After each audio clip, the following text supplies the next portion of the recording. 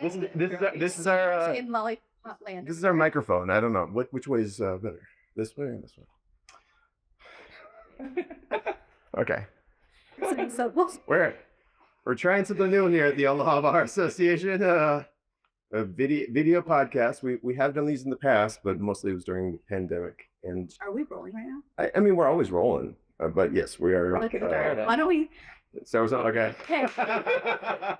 And I say, welcome everybody to a 1 hour on-demand only CLE from the Omaha Bar Association. I'm here with past president Angela Lennon, past president of the Omaha Bar Association Angela Lennon from Koenig, Dunne, and Stephanie Costello from Berry Law. They have agreed to sit down with me today in the courtroom of Judge Doherty, who's obviously not here and allowing us to use the courtroom. So we are going to talk about AI in the law practice, but we're going to first start talking about empathy, compassion, burnout issues. We as a younger lawyers, and I put us into that category. Thank you. Generous. Yeah. Have seen a lot of burnout from what I can see as like emotional entanglement, and that along with maybe creep of communication issues with clients. And so why don't we start with that? Stephanie, you've written for the Nebraska Lawyer about this a bit. And can you run me through maybe what kind of took you to that point of thinking about it in your own practice and what you found out? Yeah. So I work. Do you want the microphone? Oh, sorry. That makes sure everybody can hear me. So. Okay. No, that's probably too. I'll be the clown with this. Yeah. Joey, do you want to talk into it? So ordered. Yes. So I work mostly with veterans, right? And a lot of times you're dealing with veterans with mental health issues. I personally struggled with mental health issues. My mental health issues started in, a while, but they really flared up in law school. Yeah. So when I started really working with veterans with mental health issues, I sort of like took on their pain and like their issues. And like if my client was having a panic attack, I would later have a panic attack. Yeah. And that led to some really unhealthy habits. Sure. And eventually I kind of reached my breaking point, and I reached out to the Great Bar Association resource of NLAP and got help. And now I've got like tools to kind of separate myself and put those boundaries in place, you know? Yeah. I think you mentioned this before we started recording, or maybe it was in one of the emails, but like we as lawyers really are with people in crisis mode. So we are always around people that are at their worst sometimes. And not taking that on has been a struggle that I've had a lot. And I know that there's tools out there to deal with that. So yeah, it kind of feels like that's, a shortcut or something that we want to do as attorneys is sort of get into the mind, get into the life of our clients. That should help, right? Yeah. And I think there's kind of that misconception out there of like, in order to effectively help someone, you have to empathize with them and kind of walk in their shoes. But as a lawyer, at least I found if I'm doing that, then I'm not effectively representing people. Yeah. Yeah. I'm sitting here as somebody who hasn't done much practice. So most of what I'm going to talk about is learned through you all and through my lovely wife and friends. So Angela, in terms of your practice, a very emotional family law practice, you have just so many clients coming in, like Stephanie, but dealing with, severely emotional issues. And you've seen it for so long in so many different realms. How does that how do you feel about that? How do you work with that? That was one of my biggest concerns going into the practice of family law, is how can this be sustainable emotionally and have a fulfilling and successful career, not at the expense of my emotional well-being or my family's emotional well-being, by taking on the problems or the emotions of our clients. And so that's always sort of been at the forefront of how do we run an effective, sustainable family law practice to make sure we have those tools in place to be able to empathize with our clients, but not be enmeshed in their emotions. And it's a really tough balance. One thing that I think may be causing this level of emotional empathy enmeshment with clients as lawyers, and you mentioned younger lawyers, is not maybe having as strong of mentors in the practice of law as there used to be. Because when I was coming up, I had really, really strong mentors who had been doing it for a long time. And I got to observe them having really hard conversations, having really hard outcomes with their clients. And they knew enough to know that they were not going to be able to control the outcome. They were not responsible for fixing their clients' problems or rescuing them. And so we at Koenig Dunne really focus on what isn't within my control. I can control how hard I work. I can control how prepared I am, how responsive I am, what expectations I set, but I can't control opposing counsel, opposing party, the outcome. So having kind of clear expectations with myself on what is mine to do and what is up to the justice system, what is up to my client, is really helpful for me. And not feeling like I need to rescue my client, but I'm there to empower them and help them make good choices within the situation that they're in. But that all kind of comes back to, if you don't have tools from the very beginning to learn how to do that, our nature is to, that's our job. I'm responsible for the outcome of this incredibly important decision that my client has, or most times about their kids. So nothing more important than that. Right. Right. I mean, it is critically important. I'm bad at saying no. That's just a personal issue, but maybe it's also something that we're dealing with a bit more, that there are younger attorneys, or just in general, saying no isn't necessarily in vogue as much as it once was. I don't know. And specifically talking about with your clients, and this is client management, setting boundaries on communication, when you're going to communicate, what you can guarantee, things like that. Maybe there's something to just make sure that people can remember that they can say no, that sometimes that's in the client's best interest, is to not get what they say they want. Definitely. I mean, like, I think when you start that relationship with a client, it's super important to tell them what your expectations are, what they can expect from you. I say all the time to my clients and to the people that like report to me and that I help at Barry, is like, you can't care about the case more than your client. This is their life. They have to do something for it. So like, if they're not responding to you, then you can't really do anything. And then also, like, with that communication creep too, like, I answer emails in the morning and I answer emails before I leave for the day.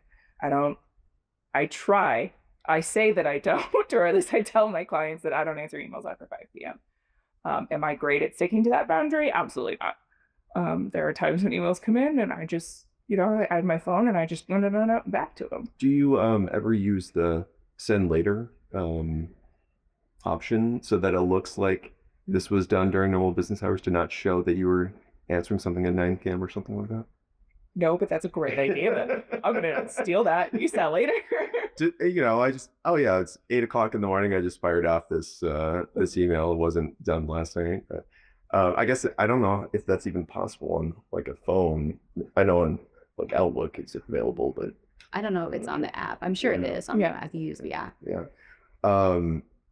So in terms of like, they're going through a crisis, but if you give them some room, if you give clients room, it's maybe a level up moment. It's a if you don't necessarily hold their hand the entire way through every single thing, it's kind of a growth opportunity, right? Yeah. Which it's maybe counterintuitive in some respects, and this isn't a parenting CLE. We're not talking about the best types of parenting and helicopter parenting, but in terms of helicopter attorneying, there may be a point of you're actually working against yourself in the client's best interests.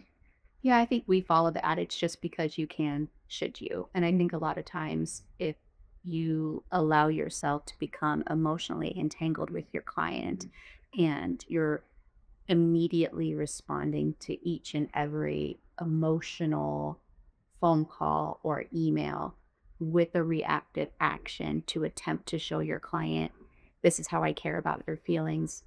Something must be done because of how you're feeling emotionally. Is that the right move? Or strategically, long term, is that the right move for your professional reputation? And then a lot of times, if you give it 24 hours, things have calmed down or changed entirely. And so, if you take immediate responsive emotional reaction to emotion a client is feeling, that's a lot of energy to manage. It's a lot of extra fires to put out. And more than anything, I think that's what will lead to burnout. Not only are you thinking about it, but you're emotionally reacting, whether it's firing off a nasty grand email to an opposing counsel, definitely not picking up the phone and trying to talk about it, or filing a motion with the court. It's a lot of times it's hard to do, but if you have a little bit of patience and a little bit of perspective taking, in the long run, I think that will benefit everybody, and especially in your client, because if you emotionally react and you overwork a specific issue in this exact moment, I mean, your clients are paying for that. And if you would have waited and had a more reasonable conversation, another check-in 24 hours later, things usually shift dramatically. And maybe all of that might not have been needed, and you might not have damaged your relationship with opposing counsel. You might not have used your political capital within the courtroom for no reason. So having a little bit of patience and a little bit of perspective, I think, goes a long way. But it is not your natural intuition when someone is having a crisis, a perceived emotional crisis on the phone or via email, or they show up at your door. I think too, like thinking about whether or not I'm the right person to solve this problem. Like I'm my client's lawyer, and my job is to solve their legal problem. I'm not their therapist. I'm not their mother. I'm not their, best friend. So I've had clients before that have called me in like an emotional crisis.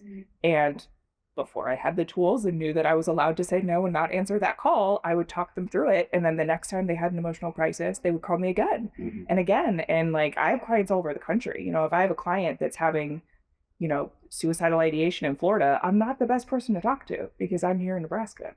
And if they had set up for that initial call, a mental health professional or a support system that can come over to their house, they might have been better off when they reached that crisis later. It's a repeating conversation about the hero mindset that maybe we have. And what's great is that we have the ability to do everything we want to put our mind to, right? Like we have those skills, we have that, drive to do that. But are we the best person at this time to do that? Maybe we could help somebody through a mental health crisis, but we're not trained for it. Maybe we can do that a couple times. You just take that class in law school? I must have missed that one. Yeah, no, I definitely didn't take that class in law. I don't think I was trained in law school to handle my own mental health crisis. Yeah, we missed over that entirely. So, and there's, when you get into this entanglement mindset, or when you can fall into that, the outcomes seem so personal, right? And even the process of the case and what the other side is saying about your client, you've taken it on as sort of you are them. And I guess we all have that feeling, and maybe it's hard to describe, but that can certainly happen from time to time, that all of a sudden it feels personal. And how do you pump the brakes on that? That is so hard. Is AI going to help us say stop? That is so hard. And it happens because we care so much about the outcome for our clients. I find myself, if I'm telling my story over and over again to my husband, to 5 people in the office, to me, that's a tell sign that I've maybe need to take a step back and have some perspective on, well, this is my side of the story, but what's the whole story? And it's easy to kind of lose sight of that. But again, I think if we have our own support system in place built around hey, let's look out for each other. And that's one of our telltale signs. If I'm continually, people have heard me say the same story 4 times after a court hearing. Oof, hopefully somebody says, hey, let's pause for a second. Let's take a step back. Let's have a conversation about, what you're really feeling about this. It's maybe not about the outcome, but maybe you're getting a little bit too close to the sun. Yeah. Yeah. Don't pour gas on 4th time. No, come around here, everybody. Let's hear it a 5th time. Yeah. So that's one of mine. If I start to feel or hear myself and Sure. having a heated conversation about my side of the story, then for me, that is, I know, one of my tools that I can take a step back and pause and maybe have a more well-rounded conversation about what's really going on, what I need to do to have some perspective on my own practice. For sure. Stephanie? I think a big one for me, like a sign that I'm too far in, is when I start answering those emails late at night. Like when the first thing I do in the morning is like, oh, did that client email me back? Is he doing okay? Yeah. Did I get a decision on that? If I'm like constantly checking, that's a sign that I'm obsessing over this case. Yeah. A big thing to kind of reset with that is really just taking time off. Like fully uninstalling Outlook from my phone, fully uninstalling Teams from my phone, and like going somewhere that isn't Omaha, Nebraska, and being with people that aren't lawyers. Is a big like reset. I'm not great at it. It's something that I still work on. But we just every day gets a little bit better. I think one of the reasons why it's so harmful as lawyers to do that is like when you have a client, right, that's their one case, right? Whereas like I get 20 decisions a day. If I take that personally for every single decision, then I'm going to get burnt out in like a week. So finding a way where it's not personal and not affecting my life outside of this. And I think the support system is really important. I think working with people that kind of recognize when you're spiraling is very important. And having people to talk to and having that break. Yeah. And then being able to have a hard conversation with your client if you need to, because a lot of the times when we become emotionally enmeshed or entangled with our own clients, it's because there is something serious going on, or there's something greatly at risk or at a stake going on. And then we're taking the outcome and emotionally tying it to our worth. And this is up to us. And if this does not happen, I have failed this client. And of course we do. That is our natural inclination. So like Stephanie had said, setting those really clear boundaries. What is mine to do? What is your to do? I didn't create these facts. Here are the 4 options that we can take. I can't guarantee an outcome, but I can try. And within the confines of the justice system that is not built to solve problems for families, that's extremely difficult to do. But I think getting really, really crystal clear on, I didn't create these problems. I can't solve these problems, but I can guide you through this process. And the outcome will be what it will be. And at the end of the day, if you do this long enough, the most critical cases or the hardest outcomes, if you take a step back 5 years later, these people most of the time are doing excellent. They're doing great. It's of course a tough moment, but after the divorce trial is done and maybe the appeal is done, hopefully these clients leave our office and they don't have to come back. So we only see them at their most highly critical emotional time. It's very rare that we get to see them thriving on the other side. So when we do, for me, that's always a really good perspective tool that I can use when we get a hard outcome or we get just have a really tough case. Yeah. I mean, this is our PSA moment into the camera. You attorneys, you're okay if you don't win all your cases. You attorneys, it's okay if you aren't emotionally entangled with your client. Still means you care. Still means you have a heart. And there's that moment, and maybe I'm an emotional wreck, so this is speaking from my own personal experience of barely being in the courtroom, but when the emotional wave is taking place and you're trying to do your professional job, there is a narrowing of focus. There is an inability to sort of see the whole playing field and do the best work. I mean, we talked about burnout, and that's certainly part of it, but just in the moment of having difficulty doing everything that you're trained to do that you can do because the emotion is there. It clouds judgment a little bit, clouds your ability to do your work in the best way possible. Yes. So emotion, maybe while a shortcut isn't necessarily the best for the practice. Right. Yeah. And like as lawyers, I think we know too, like the best, like if you're arguing for something, it's not generally advised to say like that other person's a moron. Or like My cousin Benny doesn't apply and I'm to every single day of practice. Oh, only expert testimony. Marissa Tomei, great, just the best witness of all time. General automotive expert. I forgot what I was saying. Sorry. But you know, it's generally not advised, and you know, all of like the legal writing books say like tone down that, like you don't want that harmful rhetoric in your brief or in your, you know, your mediation statement or whatever, because you're not going to come to an agreement on that. And when I am emotionally invested in my clients, my writing suffers because of it, because suddenly it's not that they're misapplying the law, it's that the law is really stupid. And so like I had an incident where I was in a hearing with a client and she had a full-on panic attack.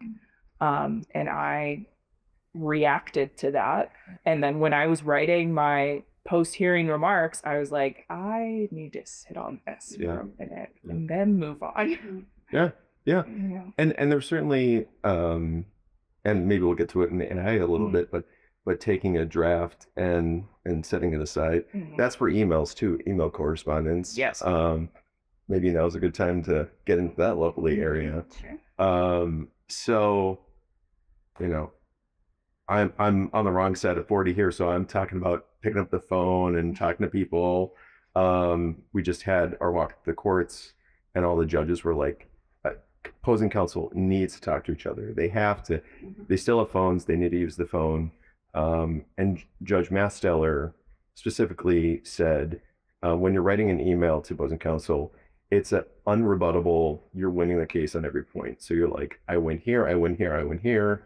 So obviously you're going to give me everything that I'm asking for. And that over and over again from side to side to side doesn't really lead to finding a middle ground. It's so damaging, actually. And I've experienced that over and over and over. And I try to pick up the phone and say, hey, I'm not the judge. I'm not going to be the one making the decision. You don't have to convince me that your client is the best and my client is the absolute worst. That won't be persuasive, and that only is causing damage to being productive and finding a resolution. So I try, if I'm experiencing that, because it's exhausting to receive those emails and you feel like you have to respond with the same level of vigor that they did, or your client won't be well represented or advocated for. And it's a dangerous cycle. And that's what, for me, causes burnout more than anything, because I can help manage my clients' emotions all day. That's my job. But then having to manage my emotions as it relates to reacting to opposing counsels who are taking on the emotions of their clients, that's what causes me the most burnt out. Because not only am I fighting the justice system in general, I'm fighting opposing parties through opposing counsel with no level of professionalism, dignity, respect, and eye for actually trying to solve the root of these problems or do the best that we can. It feels like then that's when we get on a hamster wheel, and the courts, rightfully so, despise those types of cases too. So if at all possible, if I see that that's the cycle we're getting into, I definitely called and said, hey, look, I know you're doing your job. I know that you really care. I know that you are a human with human emotions, but these types of emails are really damaging, not only to our relationship, but to the case itself. Can we please refrain from that? And it doesn't usually work, but so fine. So well, it can at least be an opening to a lowering of temperatures, right? for a little bit at least, and then the next thing happens and I get the next email. But I always try, if I get a new opposing counsel, especially that we've never worked, to pick up the phone. And, again, my clients will leave my office after however many days, weeks, years, whatever it is. But I'm probably going to be working with the same attorney over and over and over again. So, and the next time we're probably going to be on the exact opposite side of what we were on this time. Right. And so Yeah, the just facts are good. having a level of professionalism and respect for one another is, I think, what makes the practice more sustainable. And I've noticed a decrease in that over the years, which I think definitely leads to burnout. So collectively, lawyers need to do better, for sure. I've heard of an accountability that's kind of being built in now when there are these severe back and forths, and let's talk about like a discovery request. And so you put a motion to compel in front of the judge, and the emails back and forth can be part of the record, and there are judges who are kind of bench shaming in a way to say, hey, this is for the record. Everybody can see what you wrote, what this was back and forth. They don't want to, but they want to stop this, nip it in the bud as much as they can. I think the bench is trying to force attorneys to grow up and talk to each other on the phone before filing motions more and more, especially in the last, I'd say, maybe 2 years. If you're filing a motion to compel, you better have tried to call opposing counsel. You better have tried to follow up. You better have tried to offer a meet and confer if it's something more complex, or that's the those that come back and tell you to do. So they're trying, but again, it takes two to tango. Yeah. Stephanie, in your practice area, and my apologies because I'm not quite, I don't quite know the whole parameters of what y'all do, but it's not opposing counsel. You're dealing with somebody in Veterans Affairs, and then it goes to appeal with the court. Yeah. So I do have to say that one of the things I love about my job is I don't have any discovery issues anymore, because I feel like when I was in litigation, that's all I did. Yeah. It was me confers and dealing with emails and all of that, and I don't have to do that anymore. especially in employment law. Yes. Yeah. But so at a certain level, so at the VA, we have the VA regional office, the BVA, and then the court that oversees that. So most of my practice is like up here. At the court, we have to have a phone call with opposing counsel. When we file the appeal, we have to write essentially a settlement statement. It can't be more than 5 pages. And we send that to court legal staff, and we send that to the Office of General Counsel, who's the attorney that's representing the VA in that case. And then we have to have a 15-minute conversation with them on whether or not we can resolve this without going to a judge or not. 5 pages can't be everything that you want to get across anyway, right? No. And it's all double spaced, and it's, sometimes, I've submitted some that are a paragraph and been like, this is just wrong and this is why. And I think in those cases, brevity has been very helpful to me. And then, sometimes I'll get on those things, on those, you call them briefing conferences. I'll get on them, and opposing counsel will be like, yeah, they messed this one up. Let's send it back. And sometimes I'll get on those briefing conferences and I'll just be angry. And then I'll immediately write my briefing essay. And those are the cases where I'm emotionally entangled with my client. But it is help. Like, I've definitely been on those briefing conferences before, and opposing counsel has said something or referenced a case that I wasn't aware of, or, said something about like 1 page in my 10,000 page record that really proves their point. And then I'll talk to my client and call them after and be like, hey, we're going to dismiss this. And I've done that a few times, and they were surprised that I was actually willing to negotiate in this conference where the rules say I have to negotiate. Showed up willing to do what I'm supposed to be doing. Yeah. Because, like in the VA world, I can get decisions with like 20 issues in them. And sometimes my client really only cares about one of them. So if I go in there and say like, he really only cares about this one, if we remand this one, I can drop the rest of them. And then neither of us have to do any more work on this. So yeah, it's helpful. For sure. It's also helpful because then I automatically get paid for that work, because the court then pays me, but that doesn't come into my calculation. So we've been talking about this like empathy versus enmeshment. Shout out to Brene Brown and Adam Grant. We love you. Your podcast episode from a while back was sort of a jumping off point for this, but that and your writing on it, and Angela, our conversations for the last how many years. Is there anything else we should talk about when it comes to this first subject before we lovingly dive into AI, which everybody is talking about all the time?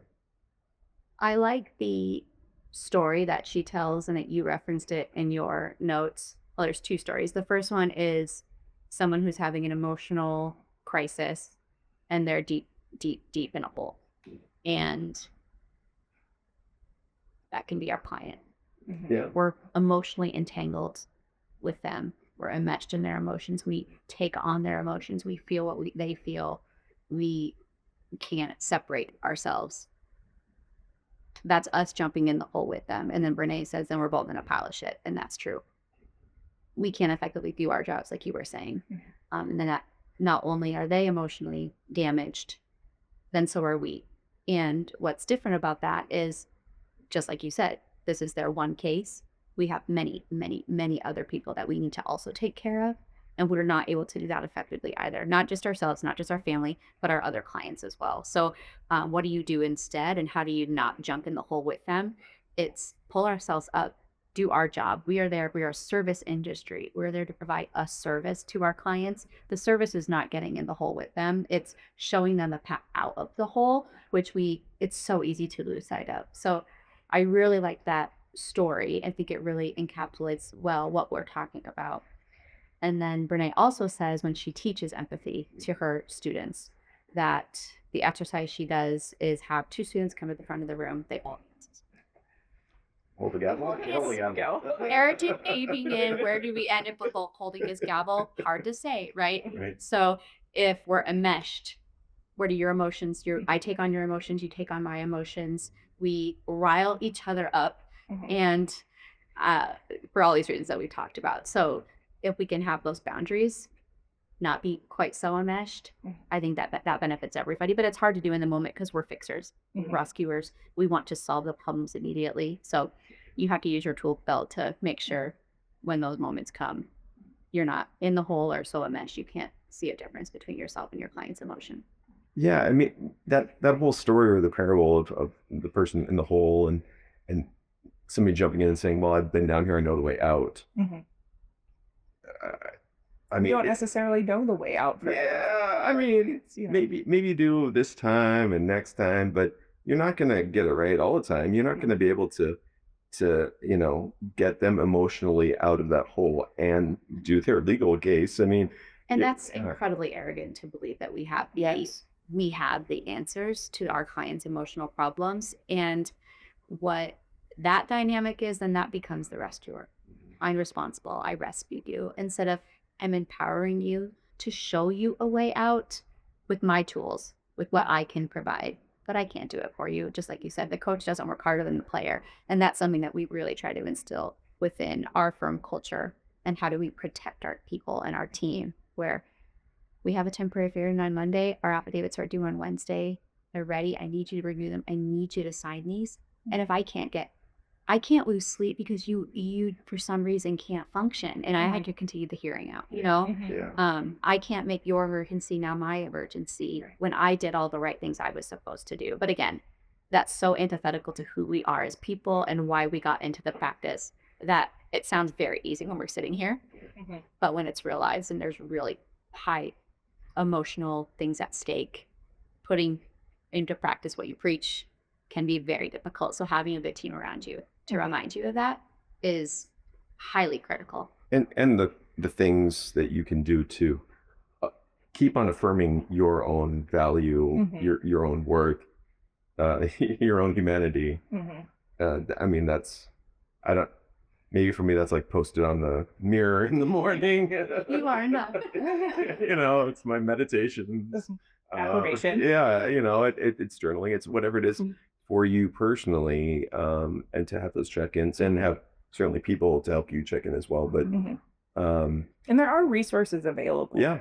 Like, I mean, the Omaha Bar Association has a lot of resources. There's mentors available, even if you don't work at a firm like Koenig, Dunne or Barry.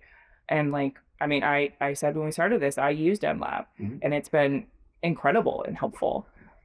And I got mentors through that program, and I got the help that I needed, and that's available to any lawyers, law students, or judges in Nebraska. Yeah, it's important to have your group of people, and yeah, I mean, mentors take on many different forms, right? Like there's the professional, practice area that you're in. There's work-life balance. There's, aspirational goals that you have in your professional world that you want somebody to talk to about that. It's also just like personal sanity. And there's not necessarily one person for that. So think about different mentors, and you don't have to put a label on it necessarily with them. It's coffee, lunch, it's check-ins from time to time, it's a few phone calls. We can put a real label on it if you want to, and if that helps solidify how many times you meet and things like that. But yeah, it's we're not in this alone for sure. And sometimes it does feel like that as the emails all pile up and you got all those clients that are calling you.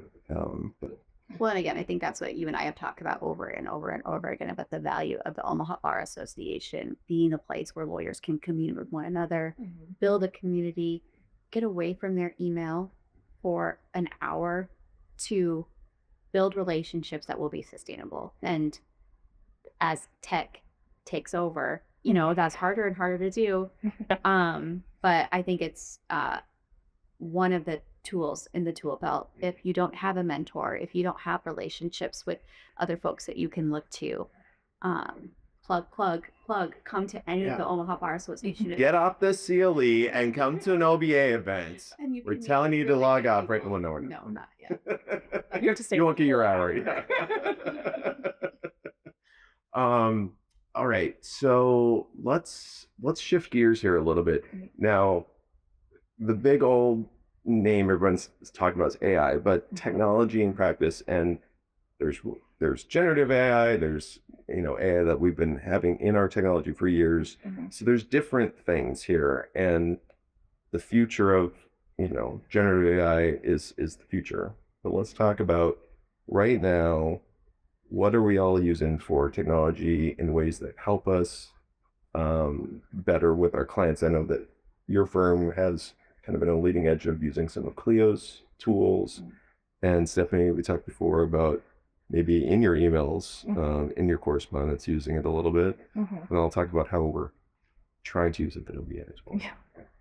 So we're using kind of like a Chat GPT-like software with all the legal protections that we need for our making sure it's all good. Yeah, making sure we're not disclosing client data or any of that stuff.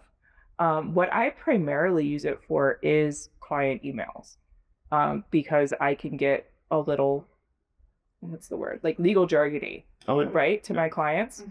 And I can say things that I understand what they say because I'm using the legal jargon. But if, like, even to you guys, I say right now that I'm going to file a supplemental claim, submitting new and relevant evidence, and then do a higher level review, you have no idea what I'm talking about. Right. And my clients don't either.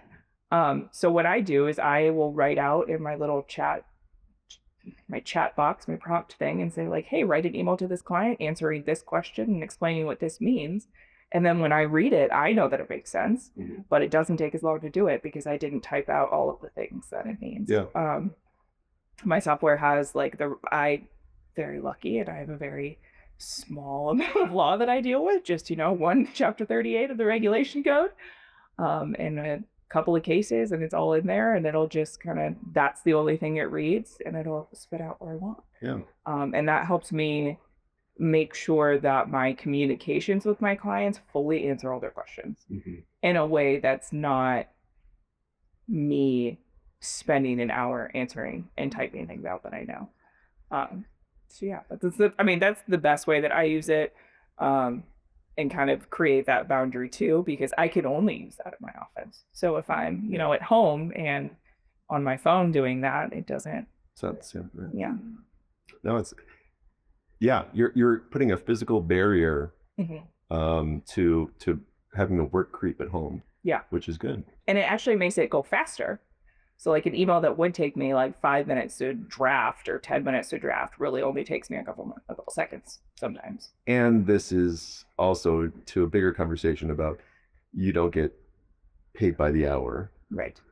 And so I'm fully contingent. efficiency is great for not only the practice, but also the output that's into it. Now, I haven't dug into the Clio stuff that you're all doing, but I assume that with a firm of your size, it's probably really helpful to use some of the tools to make things more efficient. We've spent a lot of energy and time maximizing our use of the software that we have. And so all of our templates, letters, orders, motions are in Clio and are fully customizable based upon how we open a matter and how custom fields. So most of our drafting, at least the basic templates, is all through document automation. And then we can update the very specific or nuanced details that need to be included. So that's been something in the works for a long time that is extremely helpful when you have a volume practice and lots of similar type things you could file in every case, but they're all a little bit different. Right. So we have spent a lot of time and energy in maximizing Clio in that regard. And then Clio has now just rolled out a new Clio Work, which is kind of supplementing their Clio Duo AI bot that they've had within their system. So kind of holistically how you work across not only the business owner, but work across your files.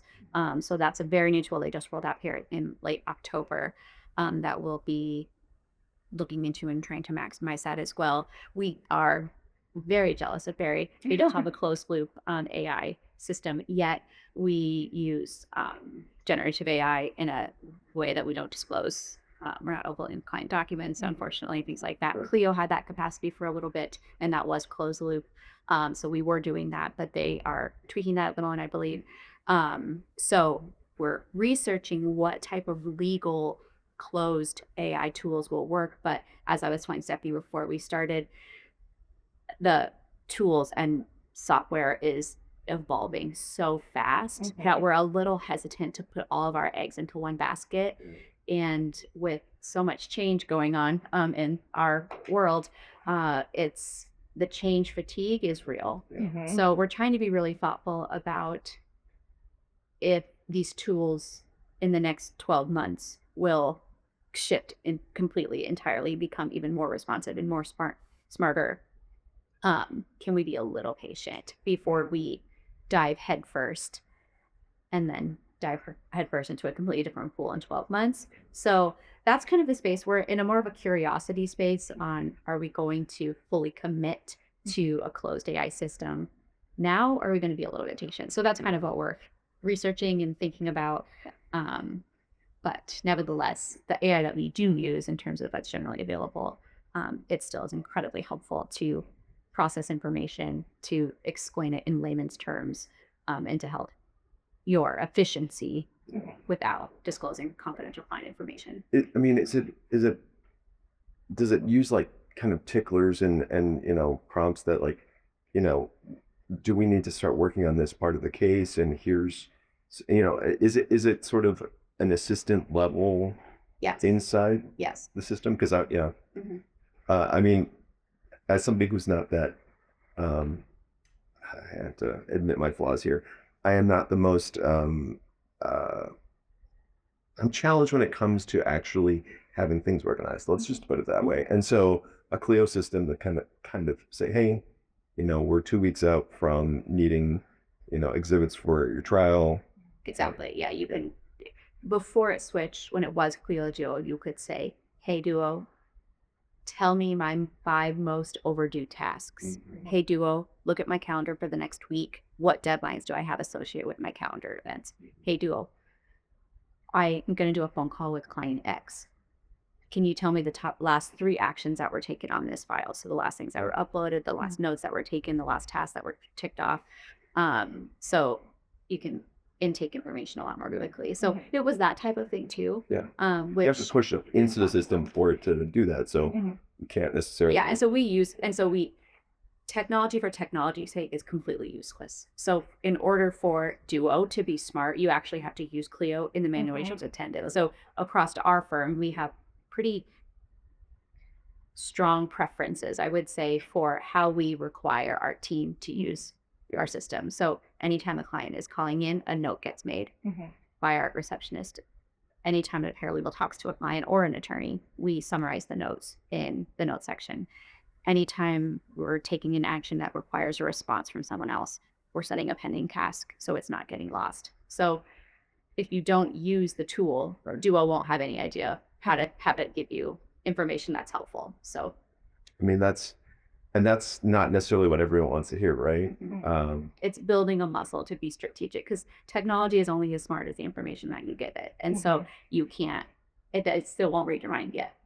Yeah. Be cool with definitely. Yeah. So in your system, it's still people answering the phone and talking with. It's not chatbots yet. Not yet, no. I mean, I wish that would be really cool. They're calling from the South. It's gonna have a Southern accent. Yeah. No, it's still people, and we do use a similar thing, like Clio. It's file bind is what we use, and it's, we had to build that system. We had to, make sure everybody uses it the same way, and then we had to change everything. We're changing everything, and we're in the process of doing that now, and it's stressful and it's painful. Yes. But it'll make us more efficient, and it'll help our clients. So we're gonna keep going with it. One thing I did want to say about AI, because you brought this up when we were kind of pitching this with this, is like the fear out there for like, we're not going to need associates anymore. Yeah. One thing that I use the AI for is to tell me things I already know in a different way. Yeah. So it's not like I still use our law clerks and our associates to do the like weird one-off case of like, hey, go research this. I don't know what the law says about it. Go figure it out. I am not at the point, and I don't know if I would ever be yet, of trusting AI with legal research. Anytime my AI software does spit out a citation, You are double checking. I'm double checking that, unless I know it, because again, I work in a very small space. So like if it spits out a regulation site, sometimes I know exactly what that's saying. But I'll have, Westlaw in my site right there and be like, oh, that case does exist. Cool, that's actually really helpful. Or like, oh, you're making this up and this isn't actually what the law says. And even with all of my protections in there are times where it says things that aren't real, Yeah.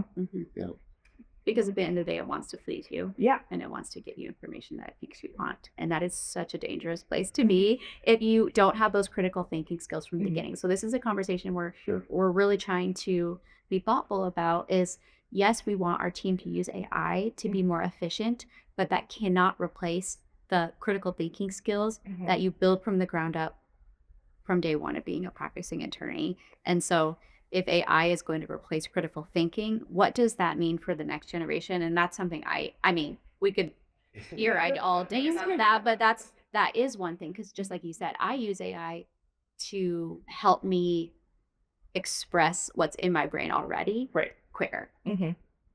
And of course, I learn new things every day in my practice. Something comes across my desk that I have never seen before. I have absolutely no clue what the answer is. And I know enough how to ask the questions, but I can get some leads from AI. But if you don't even know what you don't know, you're not going to be able to ask the right questions. And so that's the conundrum. I think we're all in with, what do we need to keep our eyes open for when we're using AI, or what our firm policies are about AI, the AI as a tool and not as a substitute. Yeah. Definitely. Yeah, I mean, there's the news of Kim Kardashian failing the California bar exam, which is extremely hard, and I'm sure I wouldn't pass the California bar exam either. But she sort of blamed ChatGPT for not being the studying tool that she wanted it to be. And I think we can all say that, like, if she was asking questions like, isn't this the right legal standard, then there may be it trying to affirm what she's asking it, right? Or that sort of wanting to please you sort of way, or hallucinating and coming up completely wrong. I mean, probably not wrong. It's AI is an emotionally entangled people person. Like, hey, there it is, right there. Let me be better than the AI systems. In terms of we've dealt with Google search being a tool that clients have used to find answers around when we're helping them.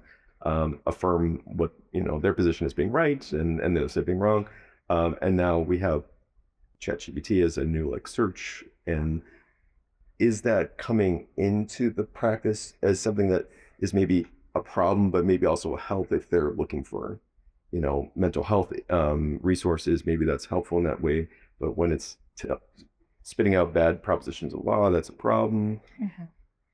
I mean, real life scenario was here less than a day ago, and opposing counsel came in and she said she was supposed to read the script essentially that her client had sent her from ChatGPT. So she didn't, of course, but that is where we could be headed. I mean, there's lots of things we could do to build a different client relationship and whatnot, but for sure, our clients using it as a tool in their own cases to supplement, defend, explain what result they should get and why, for sure. I believe they are. Hey, ChatGPT, write me an affidavit where it shows that I'm a great parent to my kids, and it's just generating information that's not being. Yeah, and you can tell. I mean, if I were to, now we're also used to using a ChatGPT bot. You can tell immediately what information was provided, and it's so flat, and it is completely devoid of mostly any, unless someone really knows how to use it. It's instantly like, I very rarely read anything on the internet anymore that I can tell it. If I start reading it, I see instantly it was written by chat, even if it's something that was really not a social media post. Yeah, but then there's something. There's this is it's not, it doesn't do anything for me intellectually or emotionally. Like, you can just tell. So you can really, there's ways to use it in a really great way that it's if you can train it to kirk you and talk with you, that's really helpful. But yeah, it's a tool. I think we just leave it there. AI is a tool. How you use it can be to your advantage or it can be to our disadvantage. But do clients use AI to try to help their own case? 100%. Have you gotten the email with attorney name in brackets yet? So I know what my clients are using. Because they just copy and paste it, what they sent me, and put it. And all the M dashes and all that. And it literally just says attorney name, comma, and I am attaching this and to support my VA claim. I struggle to this day with our forms website here in Nebraska for self-represented litigants, for attorneys to use. I'm excited for something that can help the public understand what those documents are a little bit better. If it tells them to do this and it's certainly not the case, that's a problem. But just not the wasteland, but the rabbit hole of the forms site, and hopefully maybe that could help a little bit. I don't know. I'm trying to be not leading with fear on this. So. No, I'm optimistic, but again, it's how you use it, and if you use it with what intention. So no doubt will the evolution of AI lead to more access to justice, but it's up to us to build the system to make the access meaningful, I suppose. But that and that leads into, I mean, what you've been doing for years in the anti-online space of helping people in through a limited scope way where they're getting some help, but they're also in charge of their case and they're doing it at a lower rate, but they're in charge of it, and so there's getting the right information. It's the information that we know that we give to our clients that's Nebraska specific, it's county specific. So ultimately we can just sometimes land, not only do I now have to research and do a Google search, now I have to look in ChatGPT to learn everything I possibly can learn about, and it might not be relevant to the specific thing that you're actually needing. So anyway, yes, I think we can build technology. We can build it and use it as a tool to help make it easier for folks. Yeah, and the overwhelm that we can get on this, right?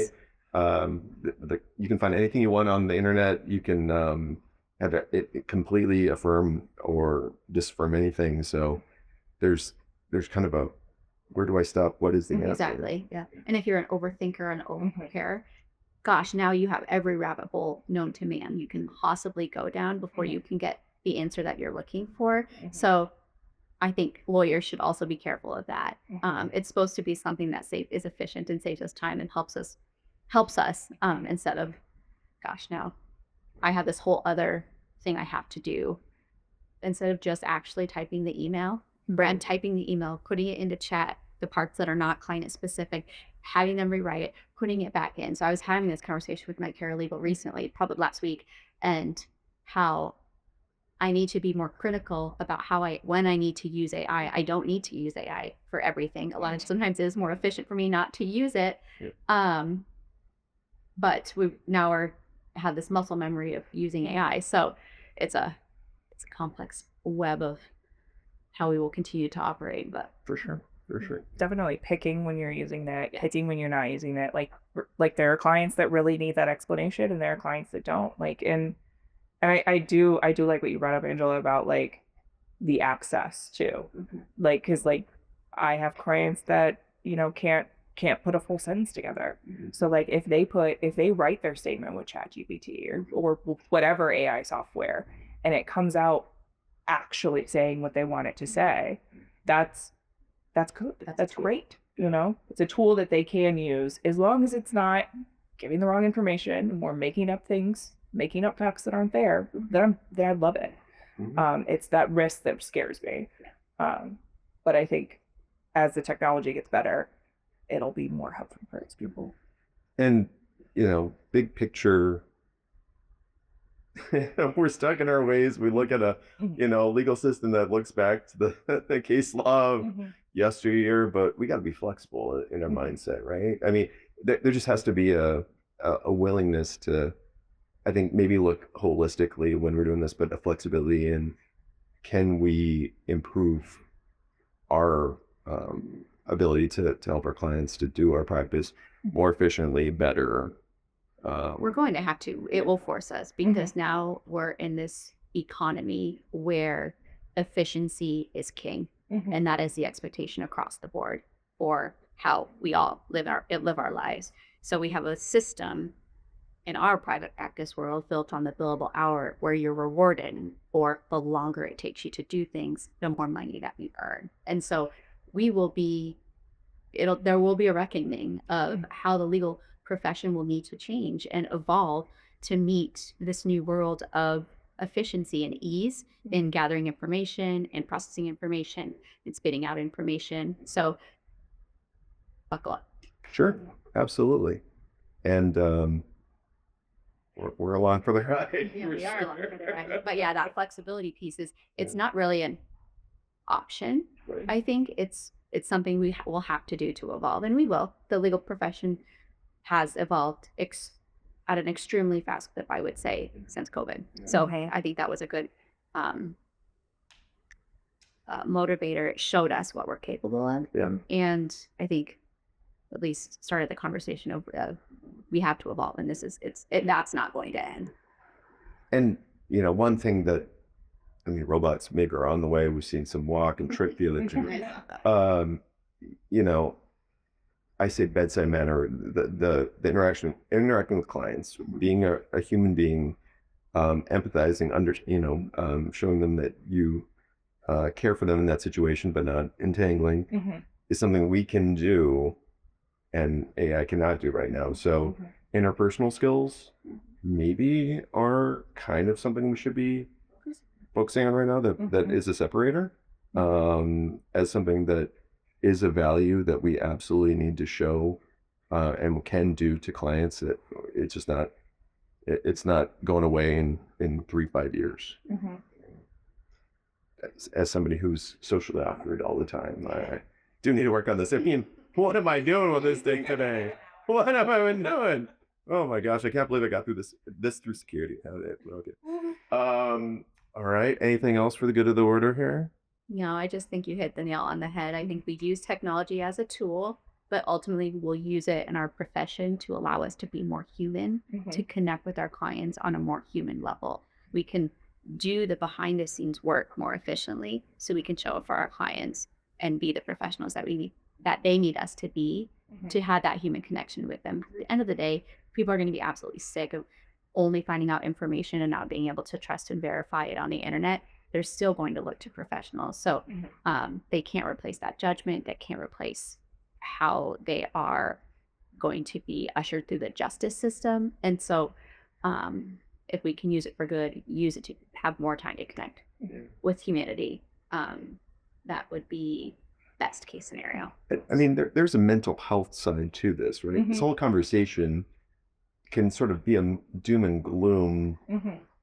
The future may not include us doing what we're doing and people being like, you know, my worth is what I do. You're saying, you know, 50% of what I do today is not going to be what I do in 10 years. Was there no value to that, or was that not valuable? And I think maybe we just have to be careful of this conversation because it can lead to a spiral of fear and gloom about the future. Yeah.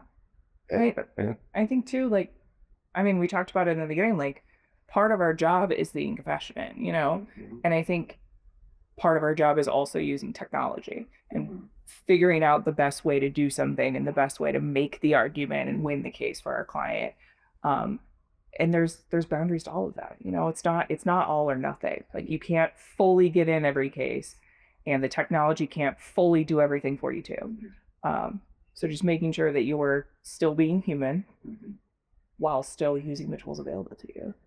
Yeah, And I taking mean, boundaries. it's exciting and it can be exciting, right? Yeah. Like, see it as an exciting way to improve what you do and the outcomes that you have. Yeah. All right.